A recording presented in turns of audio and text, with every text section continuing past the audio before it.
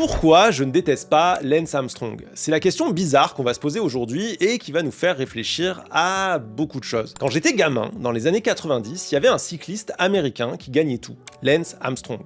Le mec, c'était un genre d'extraterrestre. Il battait tous les records, il dévorait la route et il écrasait la concurrence comme personne ne l'avait jamais fait avant. C'était un mec qui avait aussi vaincu le cancer, qui était passé par la chimio et qui avait même réussi à revenir après au sommet de son sport. En fait, c'était vraiment un champion qui faisait des trucs impossibles comme on n'en voit que dans les films. Du coup, pour tous les gamins de cette époque, Lance Armstrong, il avait vraiment une aura particulière. L'aura des légendes, un peu la même que celle que peuvent avoir par exemple Zinedine Zidane ou Rafael Nadal. En gros, pour beaucoup, c'était tout simplement un héros. Sauf qu'à la différence de Zidane ou Nadal, Lance Armstrong, il a toujours traîné derrière lui une sale rumeur. Oui, il avait gagné 7 fois le Tour de France, mais on disait aussi que lui, c'était un tricheur, que c'était un dopé.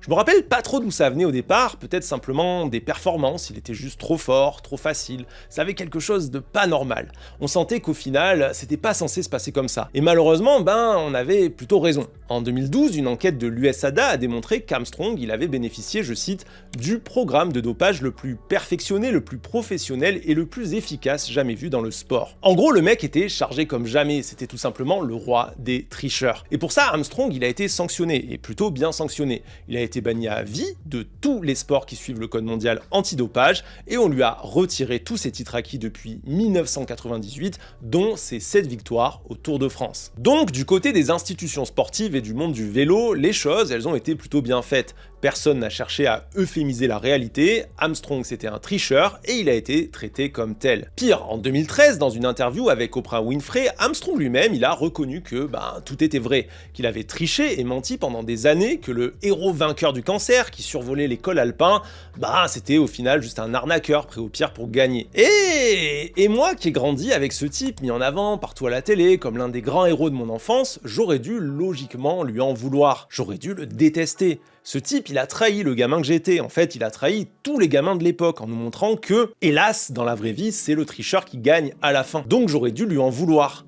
Sauf que, non. Au final, ça m'a jamais vraiment même énervé. Et si je dois expliquer pourquoi, ça tient à une idée très simple. Même quand j'étais gamin, quand je regardais du cyclisme, je me disais qu'en fait ils étaient tous dopés. Oui, Armstrong il avait l'air dopé, mais pour moi, tous les autres, ils l'étaient aussi. Et cette idée, elle m'était pas venue tout seul. C'est l'héritage d'années et d'années de polémiques dans le cyclisme. Parce qu'avant Armstrong, il y avait déjà eu par exemple le scandale Festina en 1998, une affaire où le français Richard Virenque s'était fait épingler pour s'être largement dopé avec toute son équipe. D'ailleurs, ce dopage en équipe, il était aussi complètement au centre de l'affaire Armstrong, puisque c'est toute son équipe cycliste, l'US Postal, qui était soupçonnée d'organiser le dopage. En fait, c'est simple, dans la tête de tout le monde, il y avait cette idée que tout le cyclisme en entier, il était bouffé de la tête aux pieds par le dopage. Et j'ai envie de dire, tout est venu confirmer cette idée. Par exemple, quand Alberto Contador, un ancien double vainqueur du Tour de France, a été accusé et suspendu plusieurs fois pour dopage, juste après que Floyd Landis, un autre vainqueur du Tour, ait été déchu de son titre de vainqueur du Tour de France 2006,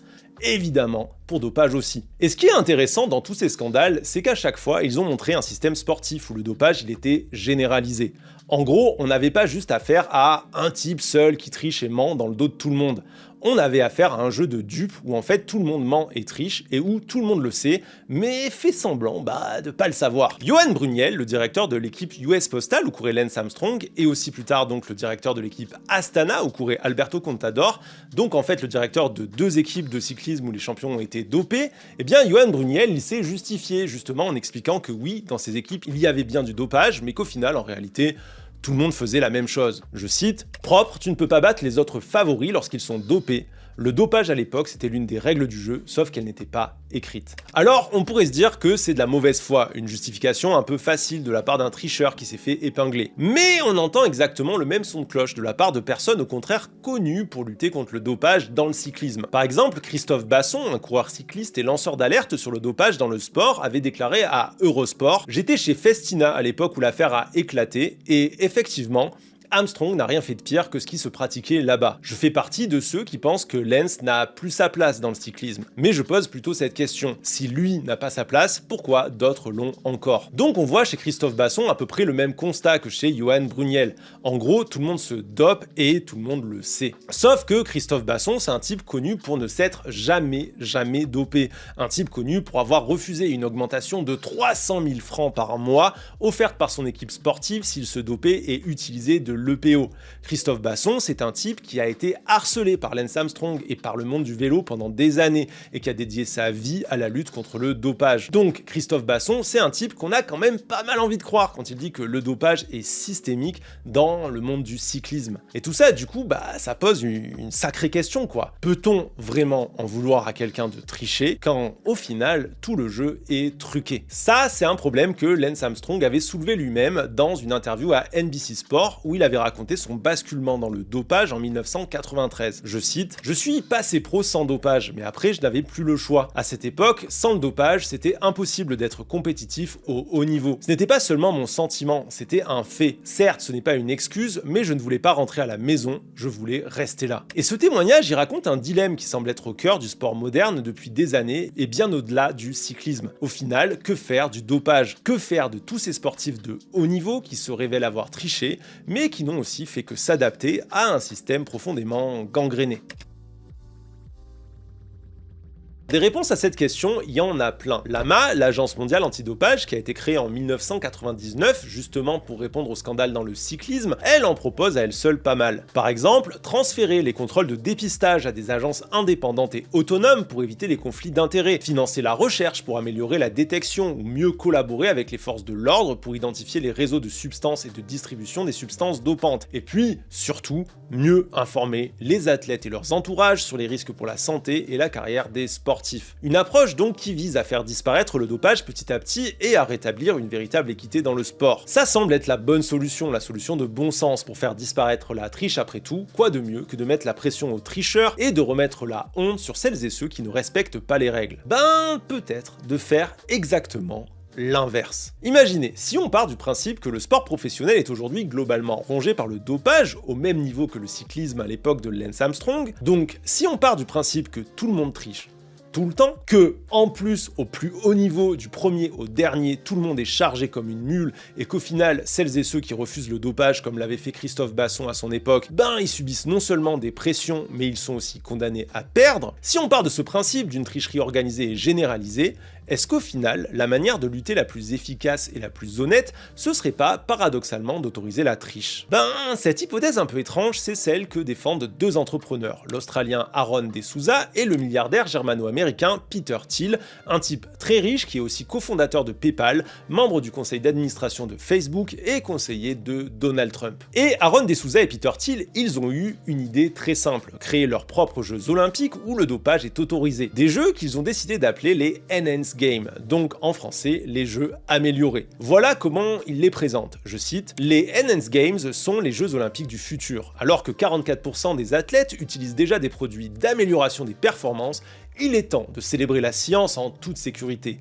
Le sport peut être plus sûr sans dépistage de drogue. » Dans une interview, Aaron De Souza a ajouté que le but était de ridiculiser les JO qu'il jugeait, je cite encore, hypocrites, corrompus et dysfonctionnels. En gros, pour De Souza et Peter Thiel, les JO se foutent de la gueule du monde en prétendant être une compétition propre alors que tous les participants y sont dopés. Et donc la solution que De Souza et Peter Thiel imaginent, c'est tout simplement de faire une compétition sportive qui autorise, elle, la prise de certaines drogues comme la testostérone synthétique ou les stéroïdes anabolisants. En fait, leur idée, elle est assez simple. Si tout le monde se dope, autant autoriser et encadrer le dopage. Et effectivement, dans un premier temps, on peut dire qu'il y a un certain nombre d'éléments qui vont dans leur sens. D'abord, ce fameux chiffre cité par De Souza et Peter Thiel, comme quoi 44% des athlètes se doperaient. Ça, c'est un vrai chiffre. Un chiffre qui vient d'une enquête scientifique par questionnaire faite en 2018 auprès de 2167 athlètes, notamment lors d'un championnat du monde d'athlétisme de 2011. Une enquête qui montre que le dopage est considérablement répandu parmi les athlètes d'élite, mais surtout que le dopage est largement sous-compté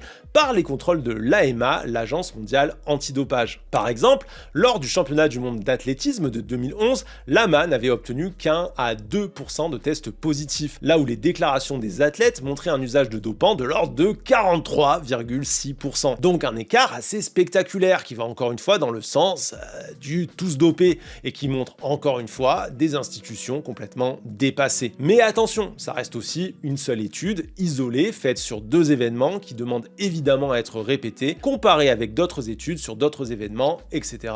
etc. Mais malheureusement, cette étude, c'est pas le seul élément qui va dans le sens de De Souza et Peter Thiel. En 2024, un peu avant les JO de Paris, un énorme scandale est venu salir la réputation de l'AMA, l'Agence mondiale antidopage. En fait, une enquête croisée du New York Times et de la chaîne allemande ARD a révélé qu'en 2021, 23 nageurs chinois avaient été testés positifs au dopage par l'AMA. Ils étaient notamment positifs à une substance dopante bien connue, la triméthazidine, qui augmente considérablement l'endurance et la récupération. Pour des cas de dopage, la triméthazidine, des sportifs comme la patineuse Kamila Valieva ou le lutteur Zelimkhan Khadijevs avaient déjà été suspendus 4 ans. Donc, concernant les 23 nageurs chinois, on s'attendait à des sanctions exemplaires. Surtout que vu leur nombre, ça laissait soupçonner un dopage organisé au plus haut niveau. Peut-être même un dopage d'État. Et ces soupçons, ils ont d'ailleurs été renforcés par le fait que des responsables nationaux et internationaux de lutte antidopage ont fourni à l'AMA à plusieurs reprises, je cite, des informations suggérant une dissimulation et un dopage de la part des nageurs chinois. Sauf que rien du tout. Les 23 nageurs chinois, ils ont été testés positifs en 2021 et ils ont tous pu continuer leur carrière comme si de rien n'était. Pire, 13 d'entre eux ont carrément participé aux Jeux Olympiques de Tokyo quelques semaines plus tard et 3 sont rentrés avec l'or. 23 dopés, aucune sanction. L'AMA justifie ça en disant qu'elle s'est basée sur une contre-enquête faite par l'agence chinoise antidopage. Une contre-enquête qui reconnaît la présence de triméthazidine dans les prélèvements des athlètes, mais qui assure qu'en réalité, ils auraient tous été malencontreusement victimes d'une contamination accidentelle par voie alimentaire. Et on va pas se mentir, c'est pas ouf comme justification. On a 23 personnes testées positives au dopage par une agence indépendante, l'agence de contrôle international, et ils sont tous lavés de tout soupçon d'un claquement de doigts par une agence gérée par les autorités chinoises sans qu'aucun observateur indépendant n'ait pu vérifier quoi que ce soit. C'est pas qu'on fait pas confiance aux instances chinoises, mais on va dire qu'il y a quand même un lourd passif de triche dans le sport chinois. Par exemple, en 1993, l'équipe féminine chinoise d'athlétisme avait remporté des victoires spectaculaires dont on a su après qu'elles étaient dues à du dopage forcé, c'est-à-dire que les athlètes étaient obligés sous la contrainte de se doper. L'ancienne médecin du sport chinoise Xu Yingjiang, qui a accompagné plusieurs sélections nationales, avait même déclaré en 2017, je cite, « Dans les années 1980 à 1990, les athlètes chinois dans les différentes équipes nationales prenaient beaucoup de substances dopantes, les médailles étaient toutes dues au dopage, elles devraient toutes être rendues. » Et attention, cette question du dopage d'État, elle n'est pas spécifique à la Chine. Les mêmes questions se posent pour les États-Unis. On se rappelle évidemment du scandale du dopage d'État organisé par l'État russe. Un scandale qui a quand même conduit à une interdiction sportive pour tous les athlètes russes. Simplement, quand l'Agence mondiale antidopage est confrontée à un cas éminemment suspect, comme dans l'affaire des 23 nageurs chinois, on s'attend à ce qu'elle prenne en compte le passif. On s'attend à ce qu'elle soit tout de suite super carrée, et surtout que là, il y avait quand même des médailles d'or olympiques en jeu. On s'attend pas à ce qu'elle laisse une enquête menée par une agence locale, une agence en complet conflit d'intérêts, innocenter tout le monde. Et évidemment, ce genre d'histoire, ça va dans le sens des Enhanced Games. À quoi ça sert de faire tout ce cinéma sur la lutte antidopage si c'est pour qu'en réalité, il y ait très peu de contrôle et que certains pays puissent tout simplement continuer à jouer avec des règles complètement différentes des autres. Si c'est pour faire ça, bah ouais, alors autant enlever les règles en fait. Au moins le jeu sera équitable pour tout le monde. Sauf que, penser comme ça, c'est oublier peut-être la donnée la plus importante. C'est oublier que ce qui est en jeu, c'est pas que des médailles, c'est aussi des vies humaines. En fait, si le dopage il est interdit, c'est peut-être pas pour rien.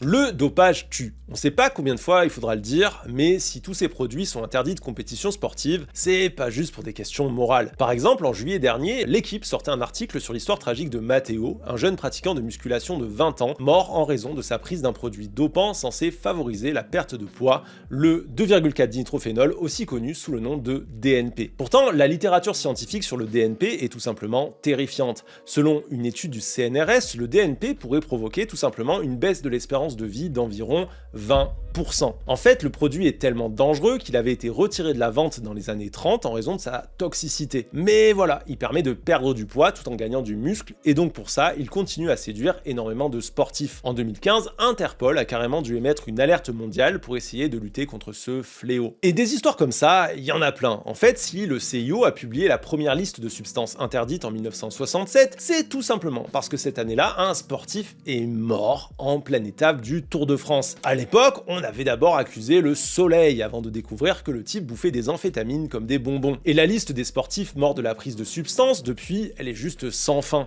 On pense évidemment aux pratiquants de musculation, comme le célèbre bodybuilder Rich Piana, un gars qui revendiquait prendre des stéroïdes depuis 20 ans et qui est mort à 46 ans d'une défaillance cardiaque liée à la déformation de son cœur par les substances. Une histoire qui rappelle aussi celle d'Andreas Münzer, un autre bodybuilder mort à 31 ans de ses prises de stéroïdes. À l'autopsie, le cœur d'Andreas Münzer a été pesé à 636 grammes, là où un cœur d'homme normal pèse au mieux 350 grammes. Une hypertrophie effrayante provoquée par les substances que le mec ingérait en quantité énorme. Mais évidemment, des histoires de ce genre, on en trouve dans tous les sports. En 1990, la Fédération néerlandaise de cyclisme avait carrément dû ouvrir une enquête après la mort suspecte par arrêt cardiaque de 7 de ses coureurs, qui avaient tous entre 25 et 35 ans. Des témoignages des proches révéleront des prises d'EPO chez tous ces coureurs. Et encore là, on parle d'affaires qui ont été investiguées, parce que chez les sportifs de haut niveau, mourir avant la quarantaine, c'est un peu devenu une habitude bien installée. On pense à la mort de la sprinteuse Florence Griffith-Joyner, du coureur de fond Richard Chemilo ou du strongman John Stigmarsson. Autant de légendes de leur sport mortes de manière extrêmement suspecte et précoce. Malheureusement, quand un ancien sportif de haut niveau meurt, des autopsies poussées et des investigations toxicologiques ne sont pas faites systématiquement, ce qui dissimule en réalité une grande partie du problème. Mais, si on est honnête, tout laisse à penser que la question du dopage serait en fait bien pire que ce que l'on croit. En Italie, un procureur a mené pendant plusieurs années une étude épidémiologique sur les joueurs de la Juventus de Turin. Son point de départ, une surmortalité des footballeurs qu'il a cherché à expliquer. Et ces résultats, ils sont tout simplement glaçants. Je cite, « Cette étude démontre que, dans certains cas, les footballeurs meurent davantage que la population normale. Par exemple, le risque pour certaines pathologies du cancer est le double par rapport à la population normale. Il y a donc tout d'abord les cancers du foie ou du côlon, et puis, résultat surprenant qui nous a beaucoup frappé, il y a la sclérose latérale amyotrophique, que l'on appelle aussi SLA ou maladie de Gehring, une pathologie qui est d'habitude très rare. Sur une population de 24 000 sujets, on pensait en trouver 0,61, c'est-à-dire moins d'un cas, et en fait, sur la période étudiée, on en a trouvé 8, ce qui est vraiment impressionnant. Évidemment, ce nombre anormalement élevé de cancers, il peut être rattaché au dopage et notamment à la prise d'anabolisants. C'est juste effrayant, on voit vraiment à quel point le dopage détruit totalement les vies de celles et ceux qui y ont recours. Et donc, pour revenir au Enhanced Game, au final, d'un point de vue médical, c'est une idée terriblement dangereuse. Ça revient à normaliser une pratique dont on sait pertinemment qu'elle tue. Alors évidemment, dans leur communication, De Souza et Peter Thiel, les créateurs des jeux, ils assurent qu'il n'y aura aucun problème. Déjà, ils n'autorisent pas tous les dopants, mais seulement, je cite, les substances qui peuvent être légalement prescrites par des médecins professionnels et approuvées par les organismes de réglementation américains. Et en plus, ils assurent aussi qu'il y aura, je cite encore, des contrôles de santé menés par une commission médicale et scientifique indépendante. Sauf que leur truc, ça tient vraiment pas la route. Déjà, même s'ils n'autorisent officiellement pas tous les dopants, en réalité, il n'y aura aucun contrôle antidopage. Donc les athlètes, ils peuvent prendre absolument n'importe quoi, même les trucs les plus terrifiants. Et je l'ai pas encore dit, mais il y a quand même 1 million de dollars à gagner pour celui ou celle qui battra un record du monde. Donc on va pas se mentir, 1 million, ça incite plutôt pas mal à prendre les pires trucs. Évidemment que les sportifs vont arriver chargés comme des mules. Et concernant les contrôles de santé, ils n'auront en réalité lieu que lors de la compétition et ils n'évalueront pas les effets à long terme de la prise de substances. Seulement voilà, comme on l'a vu avec les exemples précédents, dans le dopage, la facture elle se paye souvent beaucoup plus tard. C'est des années après les compètes qu'on réalise en fait qu'une substance elle a fait des dégâts sur le corps. En fait, la réalité c'est que les créateurs des Enhanced Games, ils veulent juste éviter que quelqu'un meure le jour de la compétition. Ils veulent éviter la mauvaise pub d'un décès devant les caméras. Le reste, ils s'en foutent complètement. Et d'ailleurs, même si un athlète meurt le jour J, en vrai, ça a pas l'air de trop les affoler. Dans un document distribué à la presse, à la question « Que se passe-t-il si un athlète meurt pendant la compétition ou à l'entraînement ?», De Souza et Peter Thiel, ils répondent « Le progrès humain comporte des risques et le sport de haut niveau ne fait pas exception. En gros, s'il meurt,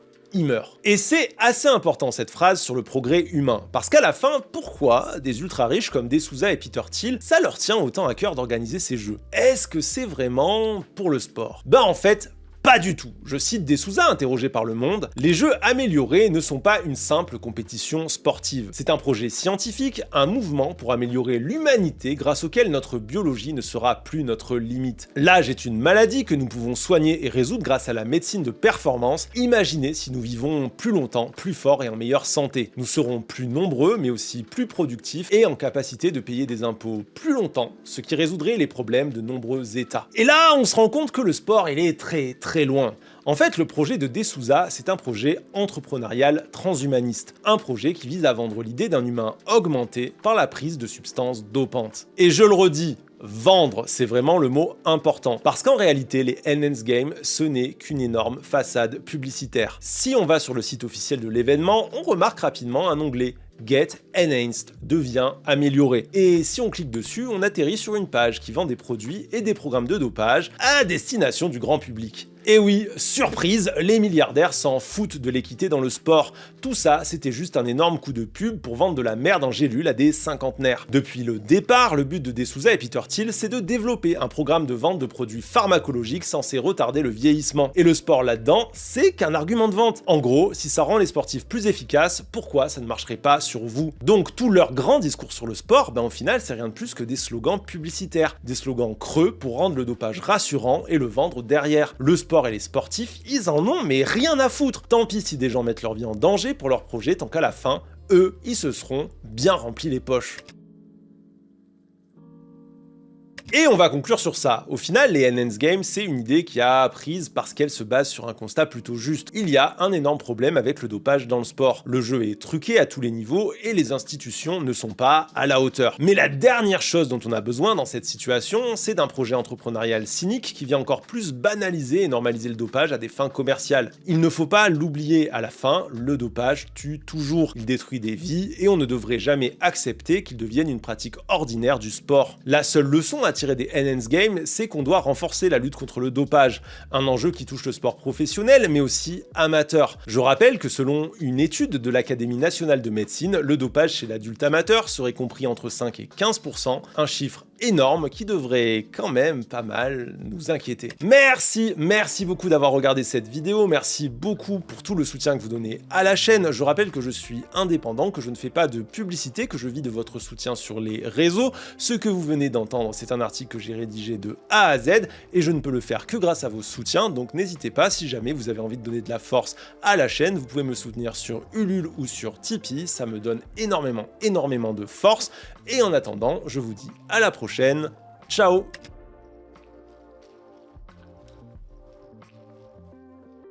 Bonjour Monsieur Regelgoria, s'il te plaît, pourrais-tu noter mon top 10 des films? Merci cordialement dans l'attente de ton retour, bisous. Film numéro 1, Matrix, évidemment un classique. Film numéro 2, Le Château Ambulant. Film numéro 3, Le Seigneur des Anneaux, extraordinaire, nous n'en pas besoin de développer.